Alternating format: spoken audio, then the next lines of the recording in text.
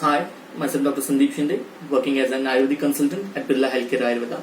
Today I will be speaking about Shiro Dhara, an Ayurvedic treatment wherein lukewarm liquid is continuously and gently poured on forehead, starting from the point between eyebrows, gradually covering the whole forehead.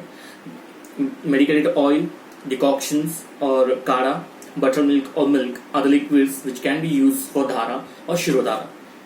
Shiro Dhara at Birla Healthcare Ayurveda is a 75-minute session which includes 45 minutes abhyangam, that is a whole body massage, followed by pouring of oil on forehead for 30 minutes.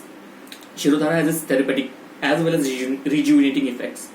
It helps by de-stressing and by calming down the nerves, relaxes the minds, improves sleep, can be used helpful in diseases like depression, headache, anxiety, insomnia, and many more diseases involving nervous system.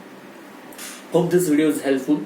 For more details, contact our website birlaayurveda.co.in or you can call on our helpline number given below.